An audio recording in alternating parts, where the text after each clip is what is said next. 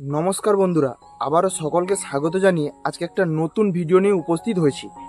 আজকের ভিডিওতে আমি আপনাদের জানাবো এই ডিসেম্বর মাসের শেষ ও জানুয়ারি মাসের শুরুতে, অর্থাৎ বাংলায় যেটাকে আমরা পৌষ মাস বলি, এই মাসে কোন কোন শাকের চাষ করবেন যাতে আপনারা কমপক্ষে পার ডে 1.5 থেকে 2,000 টাকা ইনকাম করতে পারবেন।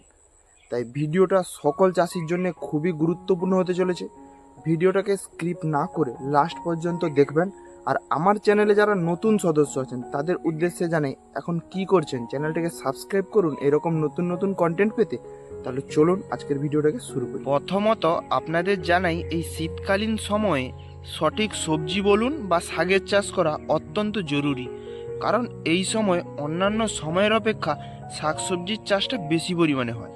আর একটি কথা মাথায় রাখবেন, আপনাদের এলাকার 10-15 কিলোমিটারের মধ্যে যে সমস্ত বাজার লাগোয়া মার্কেটগুলো আছে, সেই সব মার্কেটগুলিতে অন্তত একবার ঘুরে দেখা।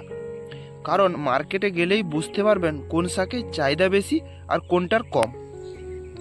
তাহলে এই সময় প্রথমত আপনারা মূলো শাকের চাষ করতে পারেন, কারণ নানা জায়গায় মূলো বা মূলো শাকের চাষ শেষের দিকে।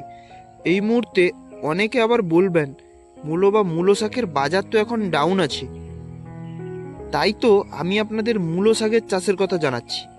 এই ডিসেম্বর মাসের শেষ ও জানুয়ারি মাসের শুরুতেই এই মূলো শাকটা আপনারা রোপণ করলে ফেব্রুয়ারি বা মার্চ এপ্রিলের দিকে দেখবেন মূলো শাকটা আপনার বিক্রির জন্য রেডি হয়ে যাবে।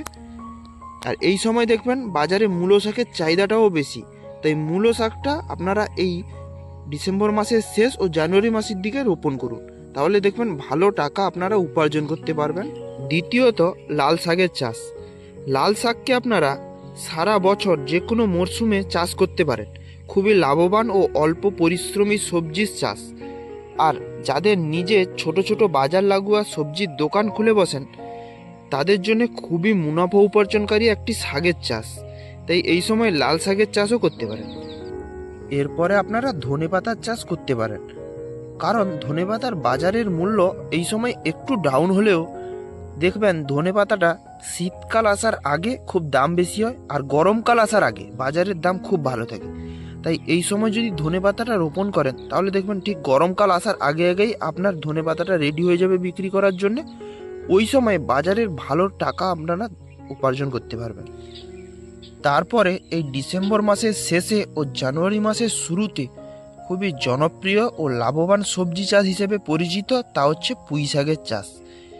এই সময়টা পুঁই শাকের বীজ রোপণের জন্য খুবই মোক্ষম সময়। এই সময় যদি পুঁই শাকের বীজটা রোপণ করেন, আপনারা 2025 সালে সারা বছরই পুঁই শাককে বাজারজাত করে ভালো টাকা উপার্জন করতে পারবেন। তাই এই সময়ে খুবই লাভবান ও জনপ্রিয় সবজি চাষ হিসেবে পরিচিত এই পুঁই শাকের চাষ। এরপরে যে শাকের চাষ সম্পর্কে জানাবো তা হলো কলমি শাকের চাষ। এই ডিসেম্বর মাসের শেষ ও জানুয়ারি মাসের শুরুতে আপনারা এই সময় কলমি শাকের বীজ রোপণ করতে পারেন। দেখতে পাচ্ছেন আমার কলমি শাকের বীজ রোপণ করা হয়েছিল, এই মুহূর্তে বিক্রি চালু হয়ে গেছে। আবারও একটা জমি রেডি হচ্ছে, কলমি শাকের বীজ রোপণ করা হবে। তাই এই সময় আপনারা কলমি শাকের চাষটা করতে পারেন। খুবই মুনাফা উপার্জনকারী, খুবই লাভবান সবজি চাষ হিসেবে এটি পরিচিত। তাহলে এই ছিল আজকের ভিডিওটি শেষ করার আগে আরও একটি বিশেষ কথা জানিয়ে দিই। আমি আপনাদের আমার এলাকার মধ্যে লাভবান 5টি শাকের চাষ সম্পর্কে জানালাম। আপনারা আপনাদের এলাকায় খোঁজ নিয়ে দেখবেন কোন শাকের চাষটা কম হচ্ছে, আবার কোন শাকের চাষটা বেশি পরিমাণে হচ্ছে। সেই হিসাব অনুসারে শাকের চাষটা করুন।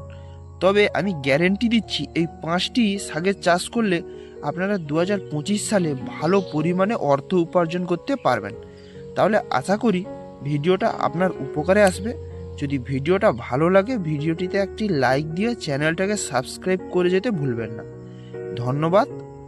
ভিডিওটাকে লাস্ট পর্যন্ত দেখার জন্য সাবস্ক্রাইব করে রাখুন এইরকম আরও নতুন নতুন ভিডিও পেতে। ভালো থাকবেন, দেখা হচ্ছে পরের ভিডিওতে।